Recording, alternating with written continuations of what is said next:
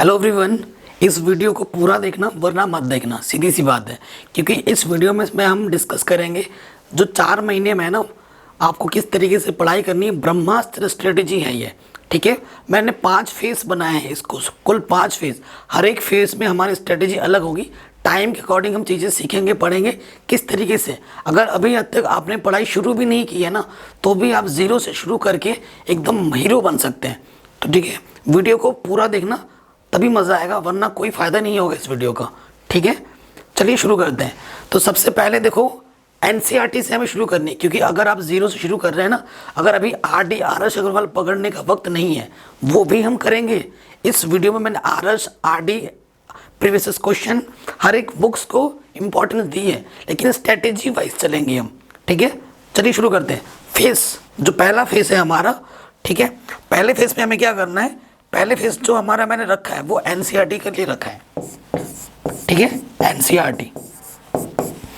सो देखो, ये है मेरा जीरो टू हीरो स्ट्रेटेजी, पहला वाला। ये जो फेज 1 है, हमारे पास 4 महीने हैं, 4 तियां 12, 120 दिन। 120 दिन की स्ट्रेटेजी हम डिस्कस कर रहे हैं इस वीडियो में। तो पहला फेज जो है हमारा वो 40 दिन का है, टोटल 40 डेज, ठीक है। और हम यहाँ पर जीरो शुरू करेंगे, एनसीईआरटी पढ़ेंगे। अगर आपको कुछ भी नहीं पता है, अगर आपने पढ़ रखा है तो भी ये आपके लिए हेल्पफुल होगा। इसे आप रिवीजन के तौर पर ले सकते हैं, ठीक है। रिवीजन के तौर पर आप इसे ले सकते हैं। आप एनसीईआरटी की जगह पर आप आरडी ले लो या फिर आरएस ले लो, उससे आप इसे रिप्लेस कर सकते हो। लेकिन मैं जीरो से चल रहा हूँ, ठीक है। चैप्टर वाइज किस चैप्टर में कितने दिन लगेंगे उस हिसाब से हम डिस्कस कर रहे हैं, ठीक है। तो सबसे पहले चैप्टर की अगर बात करें, रियल नंबर, तो रियल नंबर अगर आप पढ़ते हो, बहुत ही इजी चैप्टर है। 4 एक्सरसाइज हैं आपके, 2 दिन में ख़त्म हो जाएंगे, ठीक है। मैं ये नहीं बोल रहा हूँ क्योंकि आपको हर दिन अलग सब्जेक्ट पढ़ना पड़ता है, तो उस हिसाब से मैंने दिन को डिवाइड किया है। ये नहीं कि दिन भर मैथ ही पढ़ते रहोगे, बाकी कोई सब्जेक्ट नहीं पढ़ोगे, ऐसा नहीं। मैंने दिन इसलिए दिए हैं क्योंकि आप मैथ ही नहीं पढ़ोगे, आपको कोई अदर सब्जेक्ट भी पढ़ना है, आपको साइंस पढ़नी है, एसएसटी पढ़नी है, तो उस हिसाब से आपको देखना है, ठीक है। आप 2 दिन दिए हैं, टाइम आपको चूज़ करना है कि आपको सुबह पढ़ना है, दोपहर पढ़ना है, ठीक है। आपको 2 दिन में ख़त्म करना है। और आप मेरे वीडियोस देख सकते हो, मैंने पूरी एनसीईआरटी करा रखी है। अगर आपको नहीं मिल रहा है तो आप कैसे सर्च करो, क्लास 10th एक्सरसाइज इतना बाई मैथमेटिक्स एनालिसिस, तो आपको वीडियो टॉप पे मिलेगी। हर एक एक्सरसाइज पूरा करा रखा है, ठीक। तो रियल नंबर 2 दिन में ख़त्म हो जाएगा according to reduce syllabus. Polynomial आपका 1 दिन में ख़त्म हो जाएगा, 1 ही दिन बहुत है, ठीक है। पेयर ऑफ लीनियर इक्वेशन, ये चैप्टर थोड़ा बड़ा है तो मैं आपको 4 दिन दे रहा हूँ, ठीक है। उसके बाद क्वाड्रेटिक इक्वेशन, बहुत इजी चैप्टर है, 2 दिन में ख़त्म हो जाएगा। रियल नंबर में 4 एक्सरसाइज है, ठीक है। पॉलिनॉमियल में बोले तो 3 एक्सरसाइज है जो कि एकदम ईजी है। पेयर ऑफ लीनियर इक्वेशन में 6 एक्सरसाइज है लगभग, तो 4 दिन लग रहे हैं। क्वाड्रेटिक इक्वेशन में हमारे, ठीक है, 4.3 4.4 है, लेकिन 2 दिन में ख़त्म हो जाएगा क्योंकि सिलेबस हमारा रिड्यूस हो चुका है। उसी हिसाब से रिड्यूस सिलेबस के अकॉर्डिंग ही पढ़ना है। पहली बात तो ये आपको ध्यान में रखना है, ज़्यादा नहीं पढ़ना है। एपी आपका 2 दिन में ख़त्म हो जाएगा, 5.1 5.2 और 5.3 2 दिन में आप आराम से ख़त्म कर सकते हो। ट्राइंगल आपको 5 दिन लगेंगे। ट्राइंगल देखो, पहले चैप्टर में बहुत चीज़ें एकदम आसान है, लिमिटेड चीज़ें आती हैं, उनको पढ़ो। और जब पढ़ोगे एनसीईआरटी के एग्जाम्पल्स, एनसीईआरटी के हर एक क्वेश्चन आपको आने चाहिए। और जब पढ़ोगे ना अब स्टार्टिंग से, तो स्ट्रॉन्ग और वीक पे मार्क करते हुए चलना कि जो आपका स्ट्रॉन्ग पॉइंट है वो तो चलो सही है, जो आपको टफ लग रहा है ना वहाँ पर मार्क कर देना कि यार क्या पता मेरे को ये बहुत टफ लग रहा है, मैं आगे चल के भूल सकता हूँ इसको। और जब पढ़ोगे नोट करते हुए चलना, नहीं सिर्फ वीडियो देख रहे हो, पन्ने पलट के देख रहे हो, ऐसे बिल्कुल मत पढ़ना। फुल कंसंट्रेशन के साथ पढ़ना है आपको, और सॉल्व करते हुए चीज़ों को। वीडियो देख रहे हो, वीडियो देखो, और पेन कॉपी भी चलनी चाहिए। अगर आपको स्ट्रांग बनना है मैथ्स में तो खुद से सॉल्व लगाने पड़ेंगे। अगर आपसे, जब तक आपसे क्वेश्चन सॉल्व नहीं हो रहा है ना, तब तक आप कुछ सीख ही नहीं रहे हो, सीधी सी बात है, ठीक है। तो क्वेश्चन खुद से भी सॉल्व किया करो, ये नहीं सिर्फ देखे जा रहे हो, ऐसा कुछ नहीं है। आपको सीख के उस टाइप के क्वेश्चन को खुद से भी सॉल्व करो, ठीक है। फेज 1 की स्ट्रैटेजी हम डिस्कस कर रहे हैं, ठीक। 5 दिन ट्रायंगल में लगेंगे, 2 दिन आपको कोऑर्डिनेट ज्योमेट्री में लगेगा, ट्रिग्नोमेट्री में 3 दिन लगेगा, ठीक है। और एप्लीकेशन ऑफ ट्रिग्नोमेट्री में 2 दिन लगेगा। सर्कल में 2 दिन लगेगा, कंस्ट्रक्शन में 1.5 दिन लगेगा, और चैप्टर नंबर 12 में 3.5 दिन, सरफेस एरिया एंड वॉल्यूम में 4 दिन, स्टैटिस्टिक्स में 4 दिन, ज़्यादा दे दिया, और प्रोबेबिलिटी में 2 दिन। ठीक है, आप इनको अच्छे से पढ़ो, एनसीईआरटी को ढंग से पढ़ो।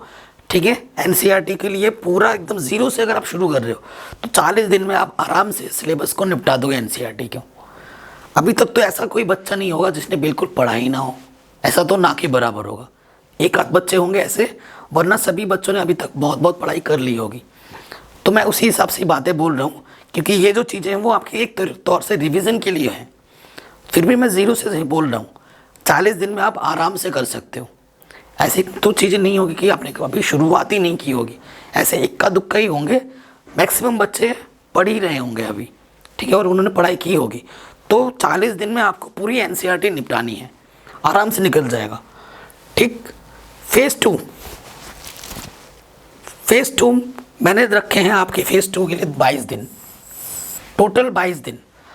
ठीक है, 40 दिन फेज़ 1 में और फेज़ 2 में 22 दिन। फेज़ 2 में हम क्या करेंगे, देखो फेज़ 2 में जो एनसीईआरटी है उसका क्विक रिवीजन। ये नहीं कि फिर से एनसीईआरटी का हर एक क्वेश्चन को सॉल्व करने के लग गए, नहीं।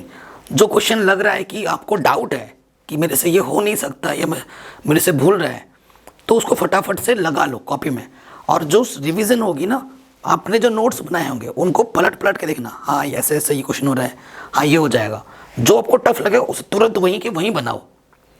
ठीक है, वहीं बनाना है। ठीक, तो एनसीईआरटी करनी है। और इस 22 दिन में आपको आर.डी. शर्मा और आर.एस. अग्रवाल की इम्पॉर्टेंट क्वेश्चन करने हैं। वो क्वेश्चन जो इम्पॉर्टेंट है, एनसीईआरटी से जो मैच कर रहे हैं वो क्वेश्चन नहीं करना, उससे टाइम वेस्ट होगा। जो थोड़े हटके क्वेश्चन हैं जो बोर्ड एग्जाम में पूछे जाते हैं, जब आर.डी. शर्मा आर.एस. अग्रवाल पलटोगे ना तो उस पर लिखा होता है क्वेश्चन सीबीएसई में कौन सा पूछा गया था किस साल, और वो क्वेश्चन आपके अगर एनसीईआरटी पे ना रहा हो तो उस टाइप के क्वेश्चन को करना। और मैं चैप्टर वाइज आर.डी. शर्मा, आर.एस. अग्रवाल और एनसीईआरटी एग्जाम्पलर के लिए इंपॉर्टेंट क्वेश्चन बनाऊंगा और उसके वीडियो सोल्यूशन भी आपको दूंगा। अभी ये सीरीज चलने वाली है, ठीक है, सो बने रहना। तो इस 22 दिन में आपको एनसीईआरटी की क्विक रिवीजन के साथ साथ आर.डी. शर्मा, आर.एस. अग्रवाल, जैसे एनसीईआरटी का चैप्टर नंबर 1 पढ़ रहे हो, ठीक है, रियल नंबर, तो रियल नंबर एनसीईआरटी पढ़ ली, उसके बाद आर.डी. शर्मा के क्वेश्चन देख लिए, उसके बाद आर.एस. अग्रवाल के भी देख लिए। ठीक है, एक ही साथ एक चैप्टर को पढ़ना, ये नहीं आर.डी. से रियल नंबर पढ़ रहे हो, एनसीईआरटी से पॉलिनोमियल पढ़ रहे हो, आर.एस. अग्रवाल से वो पढ़ रहे हो, ऐसा नहीं। एक ताल में पढ़ना है, एक ही साथ, एक ही कॉम्बो। चैप्टर 1 खोला तो तीनों एक साथ, पहले एनसीईआरटी, आर.एस. अग्रवाल, फिर आर.डी., ऐसे पढ़ना है। ठीक, तो देखो मैंने क्या डिस्ट्रीब्यूट किया है, इस तरीके से पढ़ोगे तो रियल नंबर में आपको लगेंगे 1.5 दिन, पॉलिनोमियल में लगेगा 1 दिन, चैप्टर नंबर 3 में लगेगा 1.5 दिन। ठीक, चैप्टर नंबर 4 में लगेगा एक दिन, चैप्टर नंबर 5 में लगेगा 1 दिन, ट्राइंगल में 3 दिन, और कोऑर्डिनेट ज्योमेट्री में 1 दिन, ट्रिग्नोमेट्री में 1.5 दिन, चैप्टर नंबर 9 में 1 दिन, 10 में 1 दिन, 11 में 1 दिन, 12 में 1.5 दिन, 13 में 2 दिन, 14 में 2 दिन और 15 में 1.5 दिन लगेंगे। तो इस तरीके से आपके 22 दिन में पूरा सिलेबस रिवीजन के साथ साथ कंप्लीट हो जाएगा। लेकिन ये तभी हो पाएगा जब आप फुल डेडिकेशन के साथ पढ़ोगे, हार्ड वर्क करोगे, ठीक है, टाइम का अच्छे से यूटिलाइज करोगे, तभी हो पाएगा। नहीं तो ये सिर्फ इसी बोर्ड तक सीमित रह जाएगा। और मैं जो वीडियोस बनाऊंगा, ठीक है, इसी अभ्यास सीरीज आने वाली है, उनको भी ज़रूर देखना, वो मोस्ट हेल्पफुल वीडियोस होंगे आपके लिए। ठीक है, सो ये हमारे पास थे टोटल 120 दिन, जिनमें से 62 दिन हमारे माइनस हो गए। अभी भी हमारे पास 58 डेज बच रहे हैं। अब इस 58 डेज में कैसे हम पढ़ाएंगे वो देखिए। अब ज़्यादा इम्पोर्टेंट चरण आ रहा है हमारे लिए, फेज़ 3। देखिए फेज़ 3 है हमारा। फेज़ 3 में मैंने आपके लिए 20 दिन रखे हैं। फेज़ 3 में आपके पास 20 दिन है और इस 20 दिन में सिर्फ और सिर्फ आपको चैप्टर वाइज प्रीवियस इसके क्वेश्चन करने हैं according to reduce syllabus. Reduce syllabus के अकॉर्डिंग 20 दिन में। अब ये टाइम मैनेजमेंट में आप पे छोड़ा है कि आप किस चैप्टर को कितना दिन देते हो। आपको सिर्फ PYQ प्रीवियस इसके क्वेश्चन ही करने हैं 20 दिन में। ठीक है, फेज 3 में। उसके बाद फेज 4 में आपको सैंपल पेपर करने हैं। कंटिन्यूअस 5 दिन दे रहा हूं मैं आपको, कुछ भी नहीं करना है, ना आपको एनसीईआरटी पढ़नी है, कुछ भी नहीं पढ़ना है वगैरह वगैरह।